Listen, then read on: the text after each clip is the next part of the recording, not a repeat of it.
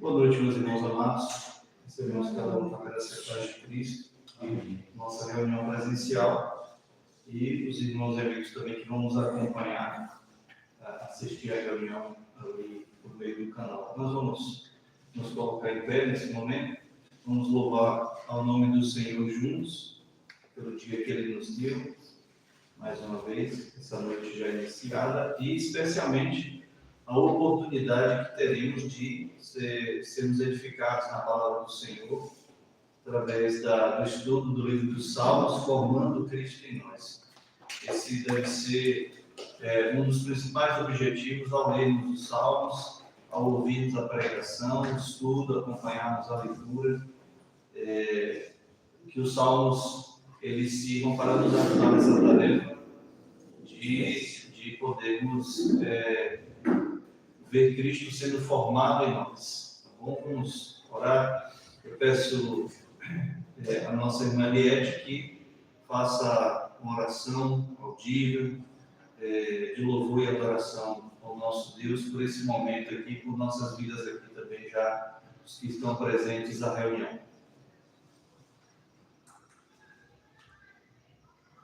Senhor Deus e nosso amantíssimo Pai, nós queremos te dar graças pelo privilégio de podermos estar aqui nesta noite para aprender mais da tua palavra, meu Deus.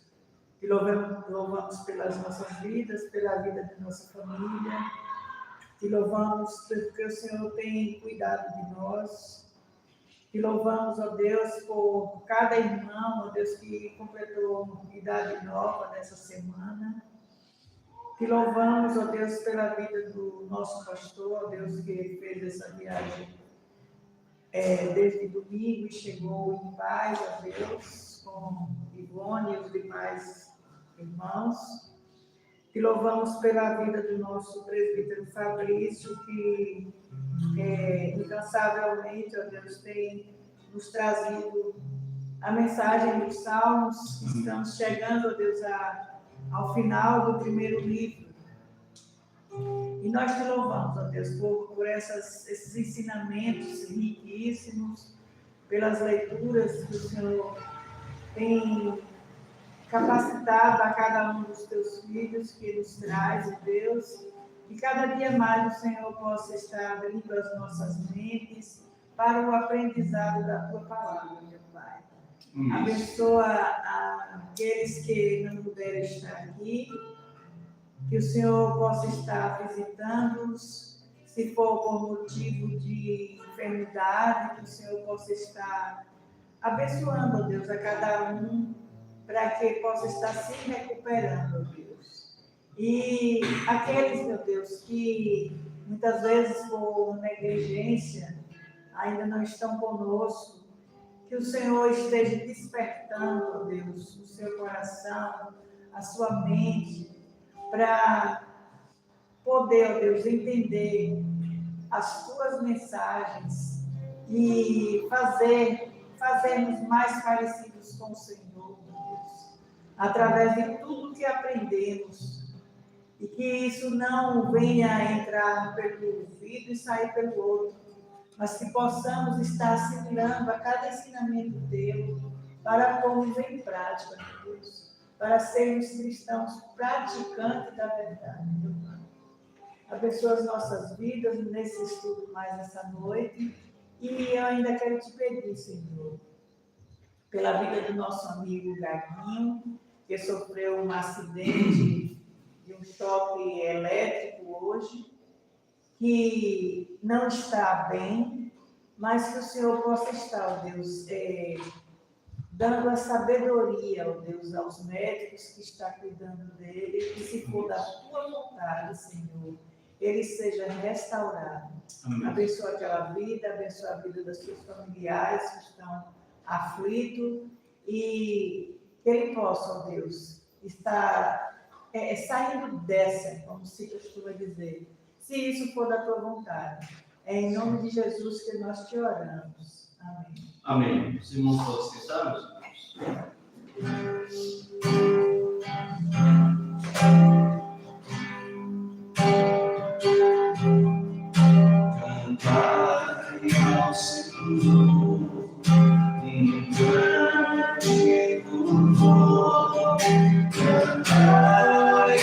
Senhor, todas as vidas cantar ao Senhor, bendizei o seu nome, proclamai a sua salvação. Anunciar entre as nações a sua glória, entre todos os povos as suas maravilhas. Porque grande é o Senhor e digno de ser louvado, mais terrível do que falsos deuses. Olha em majestade, estão diante dele. Ouça formosura do seu santuário. Olha em majestade, estão diante dele. Ouça formosura do seu santuário.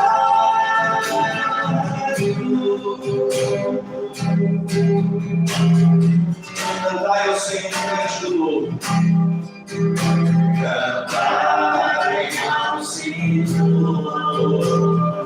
cante do louvor. Cantai ao Senhor, todas as terras cantai ao Senhor, bendizei o seu nome, proclamai a sua salvação. Anunciai nas nações a sua glória, entre todos os povos as suas maravilhas. Porque grande é o Senhor e digno de ser louvado, mais terrível do que falsos deuses. Glória e majestade estão diante dele. Força e formosura do seu santuário. Glória e majestade estão diante dele. Força e formosura do seu santuário.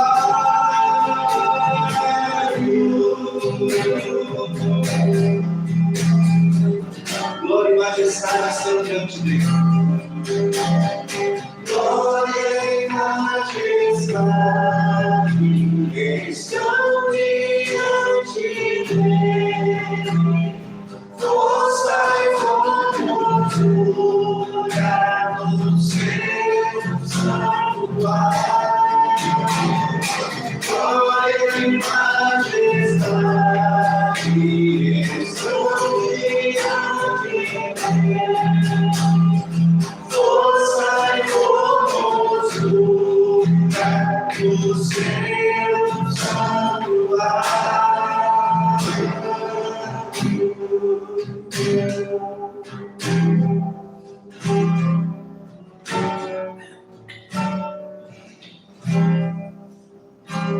Vamos ter mais uma palavra de oração.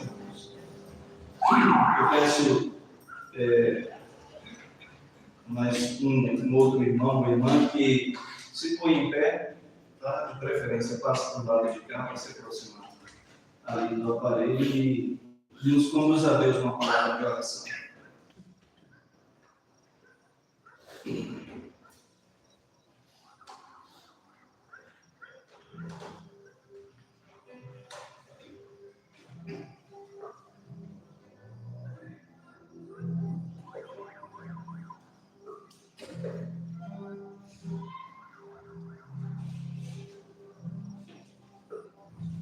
Grandioso Senhor Deus, damos graças a Ti, porque o Senhor tem nos feito permanecer na Tua presença, buscando a Tua face. Isto é obra do Teu Espírito, que atua em nós, nos regenera pela palavra, pelo poder dessa palavra santíssima, que nos faz enxergar a realidade em Cristo, abrindo os nossos olhos, nos fazendo ver pelos olhos da fé, contemplando tão somente a beleza dessa santidade do Senhor que envolve a igreja, nos trazendo como resultado a comunhão entre os santos. Te louvamos porque, apesar de alguns não estarem conosco aqui fisicamente, estão sim virtualmente, também desfrutando deste momento de oração, de busca pelo Senhor.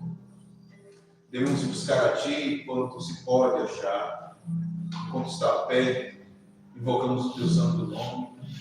A Tua palavra é tão maravilhosa que nos quebranta, nos faz percebermos que estamos diante de um Deus glorioso, majestoso, Criador dos céus e da terra, Criador de nossas vidas, que é todas as coisas, e que todas as coisas cooperam para o bem daqueles que amam ao Senhor. E nós temos aprendido que nem mesmo as coisas ruins, elas nos afetam, porque elas nos aproximam do Senhor.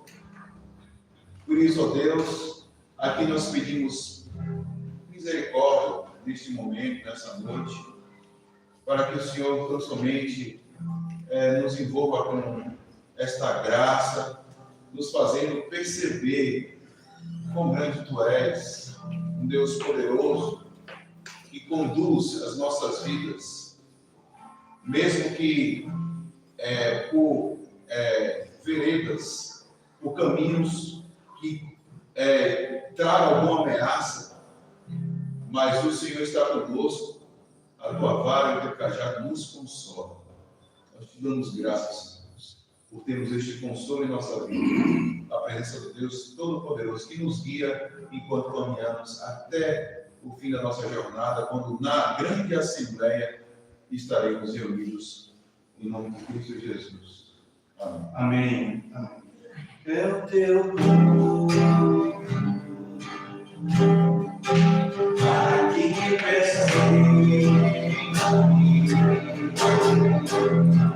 todos uma só voz declarando que só Tu és grande, exaltando Teu doce nome, Teu amor pela cruz, por Teu filho Jesus, pois é santo, sim, é digno de louvor e de ser adorado, és bondoso, Pai querido, entre todas as coisas Tu és verdadeiro, Senhor. É Teu nome aqui presente, todos uma só voz declarando que só Tu és grande, exaltando Teu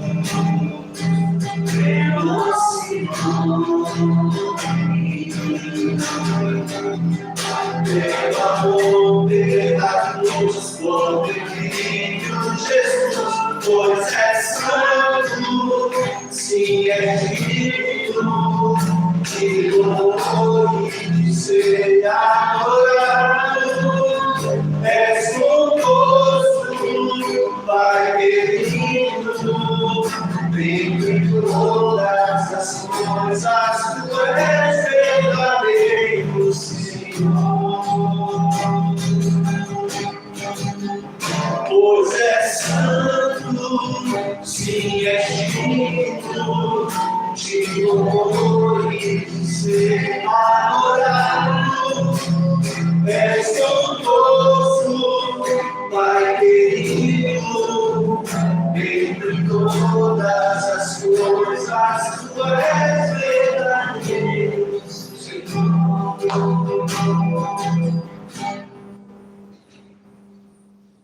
Presbítero Fabrício.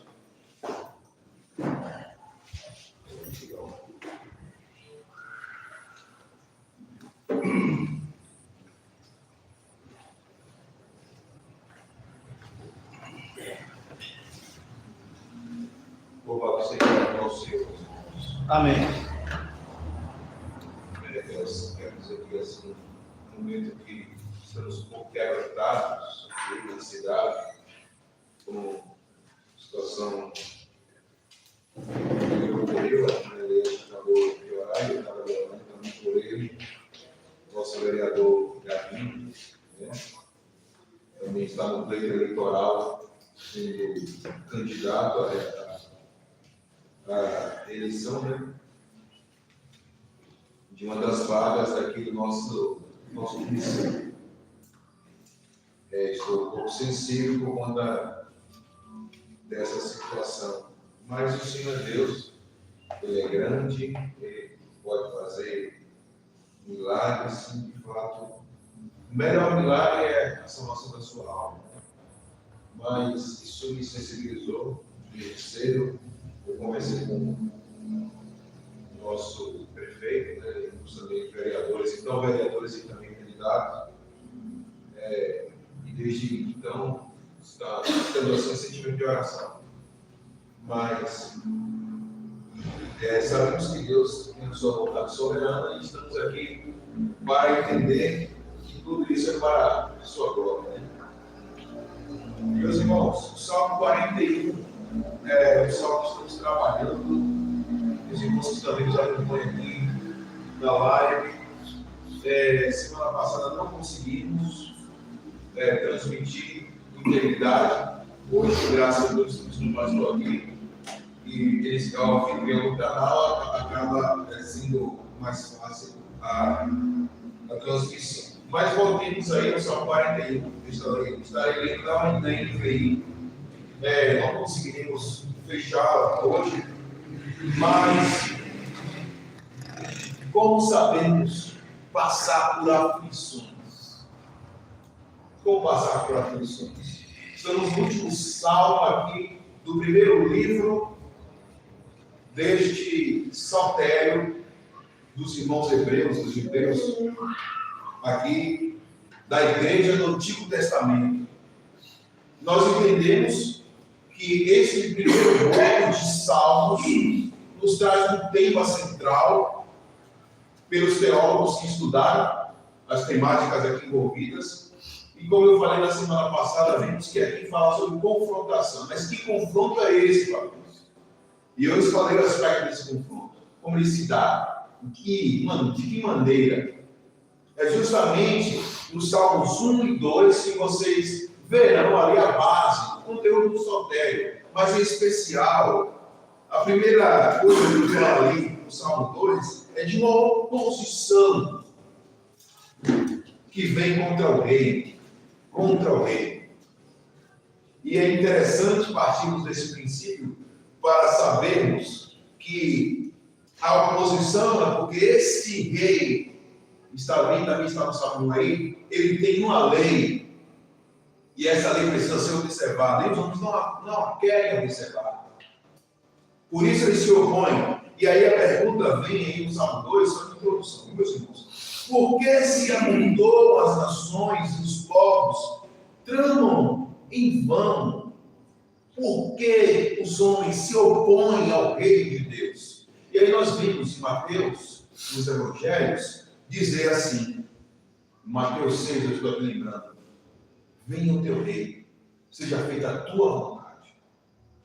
Este reino está descrito aqui nos Salmos. Então esse primeiro salmo, esse primeiro livro dos Salmos aqui que nós lemos, que vai do Salmo 1 até o 41, consiste em estar trazendo para nós justamente as primeiras bases para o reino, onde existe a lei de Deus, onde existe o rei e os seus súditos, que observam, esses súditos que observam a lei.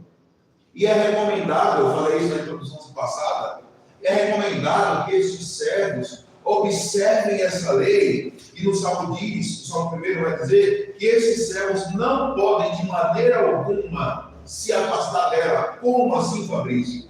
Porque é feliz a pessoa que não segue o conselho dos ímpios, não se limita na conduta dos pecadores, nem se assenta na roda dos zombadores. Então veja que essas advertências, elas estão aqui para compor, logo de introdução, de cara, a preocupação com a lei de Deus e o estabelecimento desse reino. Porém, o que acontece é que há forças contrárias que estão querendo que esse reino se estabeleça. Por isso, o livro 1 de Salmo, Salmo 1 ao Salmo 41, vai trazer o tema confrontação. Eu sou didático assim, porque eu quero que vocês entendam que caminhamos até aqui, do Salmo 1 até o 41, para entendermos esse tema, a questão da confrontação. E agora, no Salmo 41, nós vemos, para encerrar essa parte do compêndio aqui dos Salmos, estamos vendo Davi compondo esse salmo, dizendo assim: como é feliz aquele que se interessa pelo pobre. O Senhor livra em tempos de adversidade. Essa observação, meus irmãos, está aqui justamente para atender aquilo que eu já falei também, acerca de atender a segunda tábua da lei. Eu me lembro há pouco, eu não falei isso antes, mas eu estou lembrando, acerca do bom samaritano. Ele se preocupa com o outro. E eu trouxe uma palavra lá para vocês também sobre alteridade. Que a alteridade é se colocar no lugar do outro. Querer entender o outro. Mas essa palavra não é tão boa, porque dentro da teologia existe uma outra palavra muito melhor. Essa é uma palavra mais meio sociológico e filosófico, mas há uma palavra melhor, que é a misericórdia. Que é colocar o seu coração na miséria alheia. É colocar o seu coração na dor do outro. E quando o salmista ele diz aqui, como é feliz aquele que se interessa pelo pobre, é alguém que de fato está preocupado com a dor do outro. É alguém que está de fato preocupado com aquele que tem necessidade. E essa nada mais é do que a verdade que está contida na segunda tábua, onde fala dos relacionamentos entre os homens. Mas isso só é possível porque você entendeu a primeira parte, que é o nosso relacionamento entre nós e Deus. E aí eu disse para vocês que justamente a verdade contida naquilo que Jesus fala, amar a Deus acima de todas as coisas e amar ao próximo como a ti mesmo, resume isso. E o salmista agora ele vai discutindo essa preocupação. Como é feliz aquele que se interessa pelo pobre. E aí vocês vão ver agora, vamos fazer a leitura do salmo inteiro. Eu acho que eu consigo avançar uma parte dele. E vamos aí. Como é feliz aquele que se interessa pelo pobre? Aí veio, viu? Como é feliz aquele que se interessa pelo pobre? O Senhor livra em tempos de adversidade. O Senhor o protegerá e preservará a sua vida, ele o fará feliz na terra, e não entregará ao desejo dos seus inimigos. O Senhor susterá em seu leito de enfermidade e da doença o restaurará. Eu disse: misericórdia, Senhor, cura-me, pois pequei contra ti. Os meus inimigos dizem maldosamente a meu respeito. Quando ele vai morrer? Quando vai desaparecer o seu nome? Sempre que alguém vem visitar-me, fala com falsidade, enche o coração de calúnias e depois as espalhas por onde vai. Todos os que me odeiam juntam-se e cochicham contra mim, imaginando que o pior me acontecerá. Uma praga terrível me derrubou, está de cama e jamais se levantará. Até o meu melhor amigo, em que eu confiava e que partilhava o meu pão, voltou-se. Mas tu, Senhor, tens misericórdia de mim. Levanta-me, para que eu lhes retribua. Sei que me queres bem, pois o meu inimigo não triunfa sobre mim. Por causa da minha integridade, me sustens, me pones na tua presença para sempre.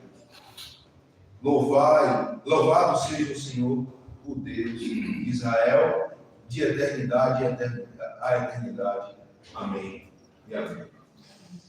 Que Deus aplique a sua palavra em nossos corações. Meus amados, vemos então, já falamos aqui, para vocês presentes, pelo menos alguns aqui que estavam, já falamos aqui do versículo 1, 2 e 3, e eu vou falar rapidamente, de forma mais resumida, para entrar na segunda parte aí, e pelo menos aí até o verso 9. Vejam que o salmista está trazendo aí primeiro essa base de relação entre os homens, que é a preocupação com necessidade. E eu não quero nem que vocês pensem naquele sentido de pobre como se é pregado hoje, percebido hoje, dentro de uma visão marxista. Pense na necessidade aí, que é preciso ser atendido. É claro que o cenário de alguém que está enfermo, alguém que se encontra com uma necessidade específica, uma necessidade especial. Até há comentaristas que dizem que essa figura aí é um sacerdote que possivelmente estava até cuidando de Davi, pois estava enfermo. E aí essa observação é feita por alguém que recebe a graça de Deus de se colocar na posição de cuidador. Mas a questão é, aquele que se põe a cuidar é porque anteriormente recebeu o cuidado de Deus. E essa prova está justamente na relação pactual onde o Senhor, Deus Yahvé, diz que o livrará como promessa em tempo de adversidade. Este compromisso está imposto, não é que há uma barganha, não é que de fato o homem tenha merecimento, mas é porque recebemos de graça, então de graça nós temos. Então, essa ideia que ele está é para apontar justamente o fato da misericórdia. E é o que está sendo colocado também como tema neste salmo. Veja que o verso 2 vai dizer: o Senhor protegerá e preservará a sua vida, ele o fará feliz na terra e não entregará ao desejo dos seus inimigos. É claro que não há dignidade do homem se Deus, então, não fizer este homem digno. Porque todos pecaram e carecem da glória de Deus. Todos nós fomos separados de Deus por conta da força do pecado, da influência do pecado. E o que nós observamos aqui é que o verso de 1 a 3 está pondo para nós a relação de confiança em Deus. Está sendo lembrado aqui a nós essa relação de confiança que está disposta justamente numa aliança atual por parte de Deus. Na figura aqui do salmista, Davi, essa aliança vai apresentar um Deus que se comprometeu em livrar o homem quando esse estivesse em adversidade. Mas porque o homem é merecedor, porque existe da parte desse homem algo que lhe traga algum benefício? Não, porque Deus é gracioso, misericordioso. E o cenário que vocês vão ver aqui é de alguém que de fato tem culpa. Alguém que está lamentando a sua situação. Então não há mérito. O mérito está em Deus. É naquele que propôs salvação ao pecador. Aquele que propôs libertação para aquele que, de fato, está aqui na figura de um necessitado. O Senhor livra em tempos de adversidade.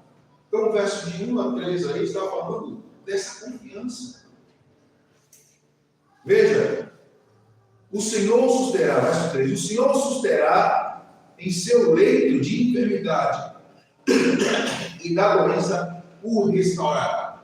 Já falei a vocês que alguns aspectos aqui vão apontar para o Messias, para o Cristo, de fato, porque a gente vai ver a linguagem messiânica dos Salmos.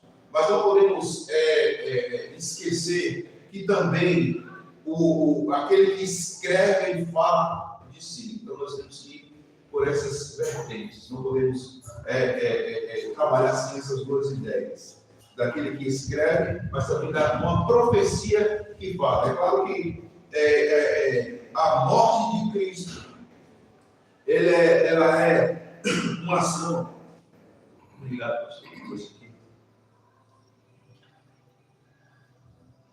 Ela é uma ação que vai, de fato, trazer restauração. A corrupção não mais estará em nós.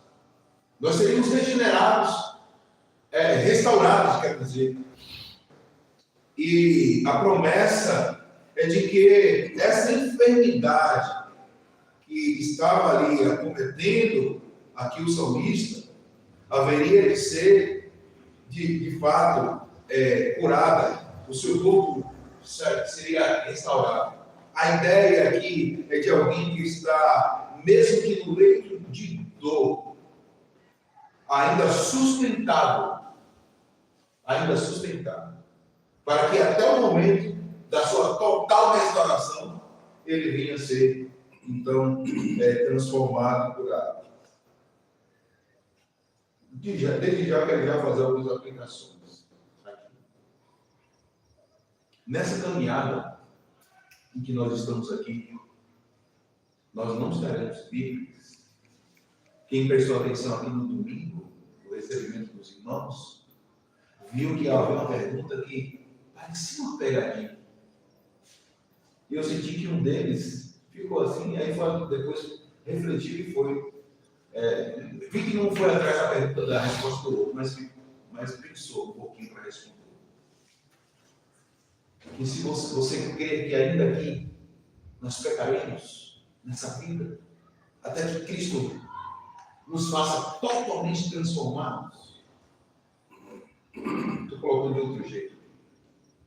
Meus irmãos, enquanto caminhamos aqui, e uma das coisas que eu coloquei aqui quando era introdutória é que eu acabei saltando, é que a vida desses irmãos, desses 41 salmos que aqui lemos e aprendemos, vai ser para nós justamente modelo, experiências para que nós saibamos tratar os nossos dilemas, as nossas adversidades com sabedoria, com temor e entendimento da parte de Deus. Veja que o que está sendo dito aqui é que aquela situação, de fato, é um episódio, uma cena que está acontecendo e Deus permite. As adversidades na vida do cristão, elas são reais. Elas estão presentes na minha e na sua vida. Elas estão presentes. E aqui diz, o Senhor o protegerá. Por que esse verbo? É que se de fato tem proteção, há também ameaça. Se há proteção, há ameaça. Se há escudo, é porque vem flecha. O Senhor o protegerá. E a gente vê também, e preservará a sua vida. É claro, como eu falei, nos dois aspectos. Cristo passou pela morte. A corrupção não vive no seu corpo. Ele ressurgiu. Atos fala muito bem, nós temos visto nas devocionais, o livro de Atos exposto ali, sendo trazido para nós. E assim, podemos levar muito bem a isso. Mas entenda também que, olhando para Davi, é que essas situações, elas não nos levarão à destruição. Elas são para uma aprendizagem, é uma lição. É uma página da vida que não pode ser passada antes de aprendermos a lição. Então, por que a adversidade? Ela é uma professora. É porque, de fato, ela tende a nos levar, meus irmãos, a aprendermos algumas coisas. Uma delas é a depender de Deus. Uma delas é não ser soberbos diante das questões diversas. Outra delas é nos fazer reconhecidos como pecadores que somos. Nos fazer reconhecer, perdão. E vejam que aqui está apontando para essas situações, inclusive diante de pessoas que querem ver o meu no seu mal. A minha desgraça, a minha miséria, a sua miséria. Mas como o crente se importa diante disso? Está lá no verso 1. Quando vê alguém em miséria, ele se compadece, ele se interessa. Mas os ímpios não. Esse é o contraste. Veja aí.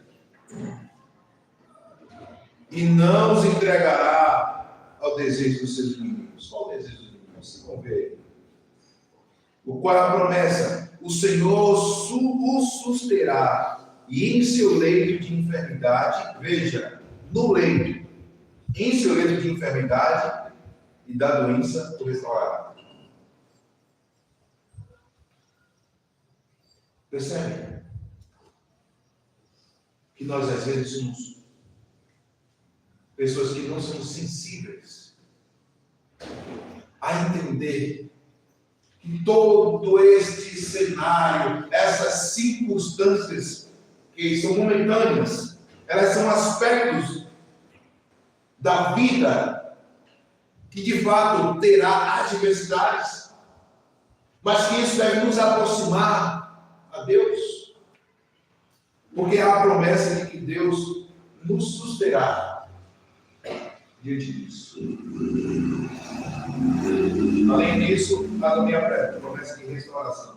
A gente pode entender, de fato, escatologicamente, que veremos um corpo glorificado, mas podemos entender também que durante o processo da vida, Deus fará intervenções para nos tirar da doença.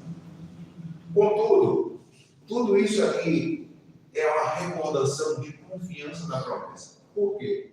Veja o verso 4 comigo, não?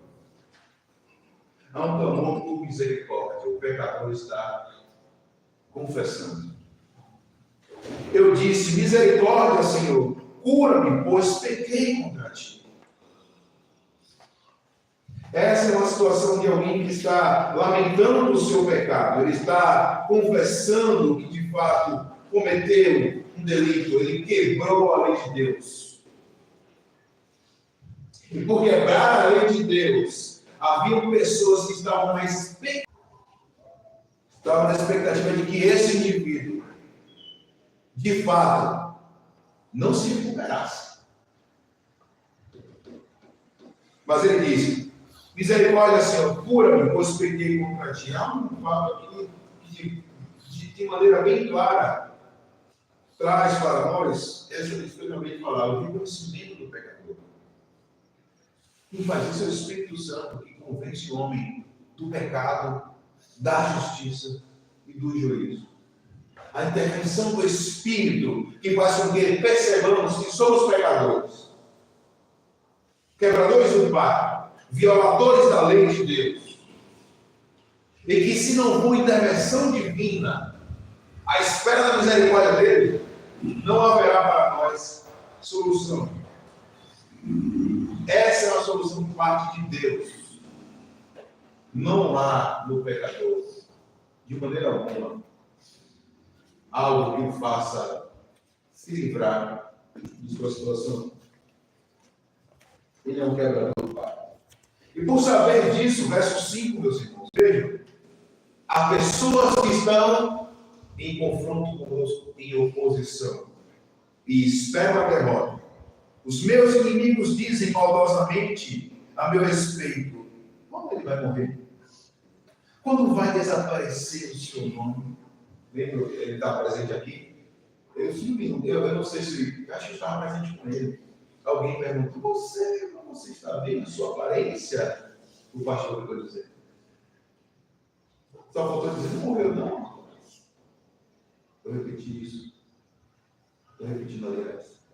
Porque às vezes as pessoas esperam que a gente fique em derrota e não saia dela. Eles querem ver o teu fracasso. Porque de fato, pegamos contra Deus. E o salário do pecado é a morte. É a separação de Deus, do homem de Deus. Ele se separa. Quando ele vai morrer? É a pergunta que fica sendo feita. Quando vai desaparecer o seu nome? Vejam que aqui está também uma preocupação. Que se alguém peca, ele perde logo a sua reputação. A figura de um rei que está com a sua imagem manchada, uma derrota moral, talvez aqui até fale, né, alguns comentaristas apontam para o pecado do adultério que cometeu com Betseba, de fato, e ele está preocupado com a sua situação, em que se opôs a Deus, quebrou a lei de Deus. E os seus inimigos veem nisso uma oportunidade para a espera da derrota, a perda de prestígio, a perda da reputação. O seu nome será esquecido. Mas isso é possível? De um eleito? É possível que esse homem que está aqui, que é o primeiro da dinastia, vamos dizer assim, se é que eu estou colocando a palavra certa, mas o primeiro dentro de uma promessa de reis, que apontaria para o reinado do Messias, antes já temos a resposta: confiança no Senhor. Verso 1 ao 3. Deus o protegerá. O eleito é alguém que é objeto da graça de Deus. Não há como ficar em derrota. A misericórdia de Deus o alcançará. No entanto, ele precisa reconhecer-se como pecador. E essa obra é do Espírito. Se há pessoas que não se reconhecem como pecadores na igreja, eles se acham que estão em situação boa, isso é um problema. Reconhecer-se como pecador é igual aquele publicano que diz: ser propício a mim.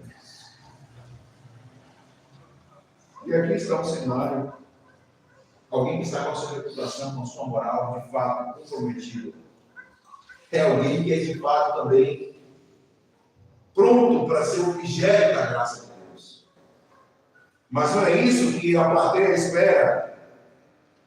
Eles estão expectando, eles estão aguardando que a derrota aconteça. Quando ele vai morrer? Quando o seu nome será esquecido? E o verso 6 diz: sempre que alguém vem visitar-me, fala com falsidade, enche o coração de calúnias, e depois as espalha por onde vai. Aqui é outra situação, uma quebra de outro mandamento. Dessa vez é a quebra do novo mandamento. O falso testemunho é de fato um instrumento, meus irmãos, é um dispositivo para a falência de reputações. Tem outra palavra, né, que você fala hoje, que eu não lembrei, mas é a reputação hoje, elas têm sido canceladas, cancelamento de reputação. Com as pessoas que estão sendo canceladas. E aqui é um exemplo. E quais são os instrumentos? Primeiro, a fake news. As calúnias. Sempre que alguém vem visitar-me, fala com falsidade, enche o coração de calúnias e depois espalha por onde vai. As maledicências, as calúnias, a falsidade. Eles estão ali. Veja que há proximidade, porque se você visita, é porque você está demonstrando aparentemente que tem uma preocupação. Mas qual o objetivo? É para saber se já morreu. É para saber se de fato o nome dele vai ser esquecido. Isso é a quebra do mandamento. A lei de Deus está sendo rejeitada. E o verso 7 diz: todos que me odeiam juntam-se e cochicham contra mim, imaginando que o pior me acontecerá. Hoje eu fiquei muito triste que diante desse cenário, logo cedo da manhã, aconteceu essa situação toda. Você também não sei orar, mas eu estava ali no trabalho e depois eu fui numa movimentação. Vi carros correndo. E assim, teve pessoas que tiveram coragem de atribuir fala a outros dentro de um cenário de luta política, que estavam se gloriando dessa situação. Meus irmãos, como isso é bem? Se sendo verdade já é terrível, imagine você levantar como se fosse verdade uma mentira. E por isso mesmo eu fui até o nosso atual gestor e perguntei, e ele disse, e a coisa que ele me falou, eu conversei até mesmo com o candidato deles. E o próprio candidato deles também foi lá e falou com hombridade, que teve essa conversa e até divulgou um áudio. Meus irmãos, isso é de fato, como se fala aí, é fair play, é jogo limpo. Sabe por quê? Falsidade é quebra de mandamento de Deus. Principalmente na hora que o necessitado espera de nós socorro, ajuda, auxílio. Eu nem comentaria isso, mas o texto cabe. Porque não podemos esquecer de Deus. Se existe aí um bom samaritano que vai ao encontro de alguém que estava rejeitado, é porque existiu alguém ou outros que deveriam fazer por bondade e não fizeram, porque conheciam a lei de Deus e quebraram. Tem um pecador que ali está na figura do levita e do sacerdote, na parábola do bom samaritano. Veja que, olha que cenário terrível. Ele vai visitar o doente, moribundo, e espera que esse estivesse em má situação. Isso é terrível. Eu alerto aqui vocês, não brinquem com isso. Porque quem brinca com isso é objeto da lei, das sanções que tem na lei de Deus. E vocês sabem que tem lá no Salmo 1.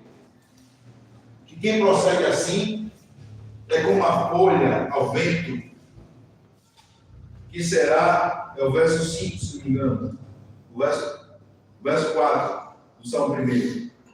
Não é o caso dos ímpios, são como palha ao vento, Por isso os ímpios não resistirão no julgamento. Cuidado, meus irmãos. Não se envolvam com tais comentários, tais falácias. Nem de um lado nem de outro. Eu gostei do Black Play, né? Eu estou dizendo Black Play, né? É jogo limpo, né? Eu gostei da maneira que foi conduzido pelos candidatos. Um procurou o outro, tudo lá. Os candidatos não, até o gestor e um candidato. Gostei. Fui falar com a senadora, procurei ele, porque também ele é funcionário da prefeitura ainda. E, apesar de não estar dado licença de trabalho, mas percebam como tem que ser as coisas. É dessa maneira. Não levem as coisas para outro caminho, não. Porque, além dos homens, Deus é juiz. Deus é juiz de todos nós, crentes e descrentes. E haverá de ter um julgamento. Mas, vejam, esse é o cenário aqui, ó. Esperando que aquele que estava enfermo viesse a óbito, viesse a perder a sua reputação. Meu Deus. E ele fala no 7, todos os que me odeiam juntam-se e cochicham contra mim, imaginando que o pior vai acontecer. E o que é esse pior? Verso 8. Uma praga terrível o derrubou. Está de cama e jamais se levantará. Esse é o coração de ímpio. Aquele que espera que a derrota seja concluída na vida do necessitado. E o verso 9 vai dizer, até o meu melhor amigo, em que eu confiava e que partilhava do meu pão, voltou-se contra mim. Veja que voltar-se contra é levantar o calcanhar. A expressão é equivalente, traduzida aí para o português, está como levantar-se contra. Mas é como se alguém que está posto, dá as costas e dá o primeiro passo é o primeiro a abandonar, levantar o calcanhar. Então, o verso 7 é confirmado no verso 8. A expectativa de alguém que está diante do moribundo, esperando que lhe aconteça o pior, e vejam que a outra palavrinha aí, cochicham. Sabe o que é isso? É falar diante do necessitado, em sussurro, aguardando que o mal que eles esperam aconteça. Não espera nem sair da presença, não espera nem esfriar, está ali mesmo na visita. Isso é agir falsamente. Que cenário? Que situação? Quem é essa pessoa? Quem é essa pessoa? É alguém que é necessitado da graça, da misericórdia de Deus. Alguém que está, de fato, morto. E você e eu somos essas pessoas. Pecadores. Que estão em adversidade, em aflição. E como podemos nos livrar? Como devemos reagir em meio à aflição? Quando Deus está tratando das nossas culpas, quando Deus está tratando do nosso ser, quando Deus está tratando de circunstâncias que estão ao nosso redor, que elas, em suas mãos, devem nos fazer aproximar-se dele. E como nós temos reagido a tudo isso? Nessa parte aqui, percebemos, meus irmãos, que ele está clamando por misericórdia. E há, de fato, um clamor para que Deus se compadeça.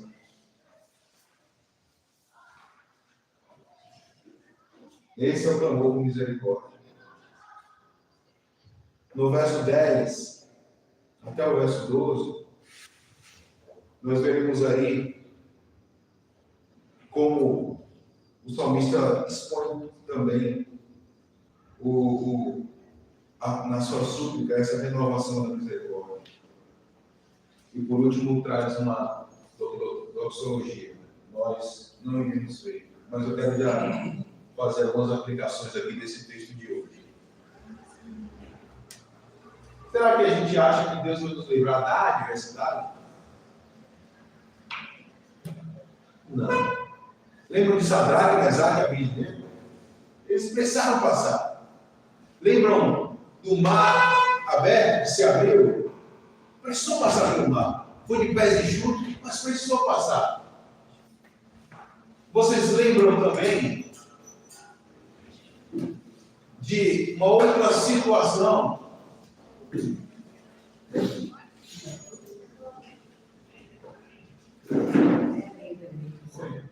Vocês lembram de uma outra situação, meus irmãos, em que Paulo estava ali também?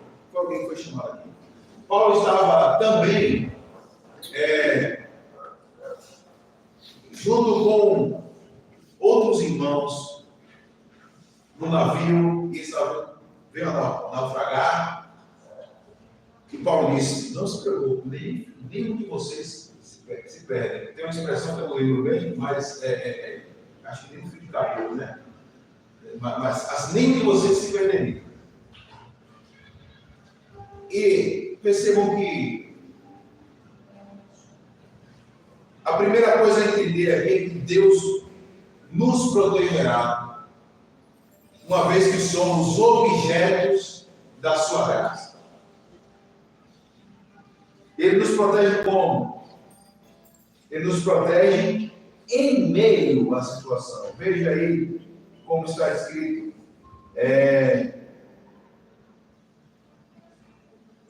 No verso 3, o Senhor susterá em seu leito. É dentro da situação. Susterá justamente naquele episódio. Vejam como isso está tão disposto aí. Então não pense que você vai se livrar de um problema assim, sem aprender algo. As coisas surgem em nossas vidas para nos aproximar de Deus, sejam elas boas ou ruins. No entanto, meus irmãos, a promessa vem de restauração nossa vida. Deus nos restaurará. Outra coisa é que nós precisamos confessar os nossos pecados diante de Deus. Obrigado. Verso 4. Eu disse, Senhor, misericórdia, Senhor, cura-me, pois pequei contra ti. A cura de Deus, ela inicia-se também na nossa confissão. Quando o Espírito de Cristo, ele nos convence de que somos pecadores, quebradores da lei, e que estamos debaixo de uma maldição que nos trouxe enfermidades de nossa alma. Outra coisa é do livramento. Que livramento é esse? O livramento do inimigo. Deus nos livra daqueles que se opõem contra o seu reino, se opõem contra o nosso bem-estar. E também ele se põe a nos proteger, como está lá no verso 12. E aí, essa proteção é justamente porque há uma oposição, uma força contrária, que aí está descrito até o verso 9. Meus irmãos, aprendamos a clamar ao Senhor, aprendamos a depender do seu cuidado. E não só isso, aprendamos também a querer cuidar de outros, colocando-nos como aqueles que sabem o quanto é maravilhoso ser objeto da graça de Deus. Por isso, eu também serei alguém que me põe a preocupar-me com a necessidade dele. É essa a verdade daquilo que Jesus ensina. Amar a Deus sobre todas as coisas e amar ao próximo como a si mesmo. Que Deus nos abençoe. Aplique essa palavra no nosso coração. Veremos na próxima pregação aqui, o encerramento do CISAL, Eu vou recapitular algumas coisas também. E, então, fecharemos o Salmo 41 e o livro 1 de Salmos com a segunda, essa última parte aqui, com o renovo da súplica e a doxologia. Amém. Deus abençoe. Amém. Pastor.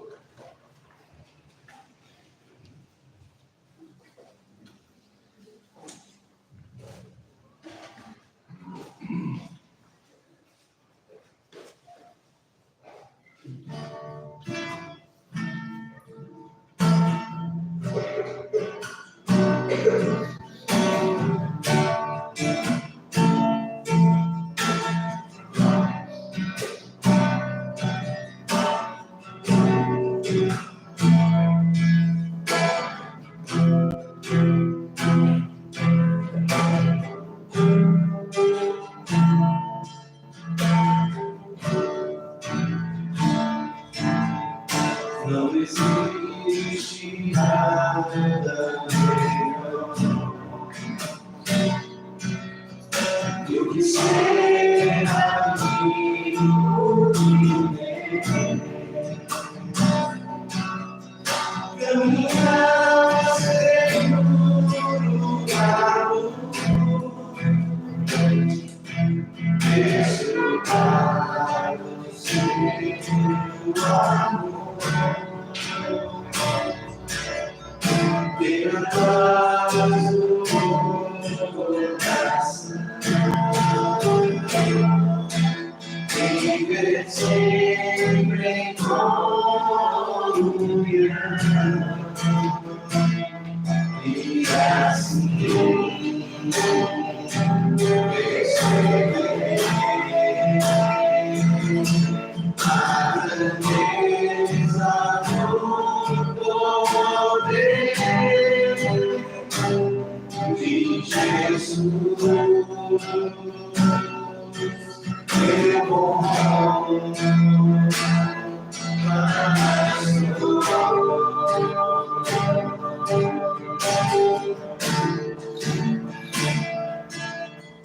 não existe nada melhor do que ser amigo de Deus. Caminhar seguro à luz, desfrutar do seu amor, ter a paz do coração, viver sempre em comunhão, e assim perceber a grandeza do poder de Jesus, meu pastor.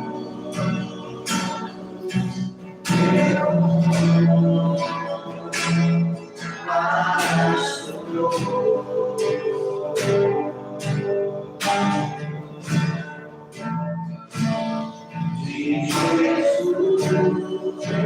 Jesus,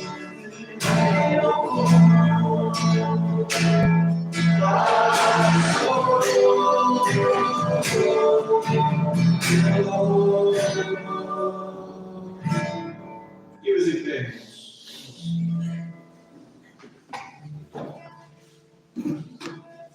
Vou orar mais uma vez ao nosso Deus, agradecendo a Ele por Sua palavra, lida e exposta a nós nessa noite, para nossa edificação.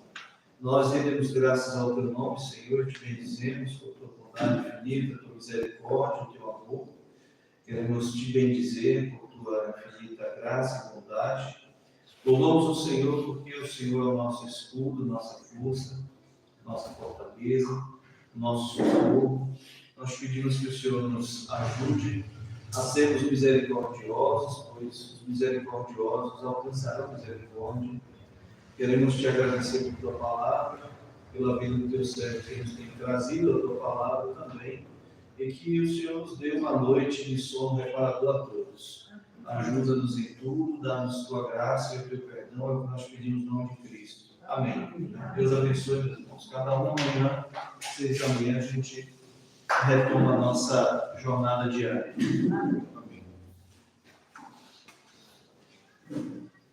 Amém.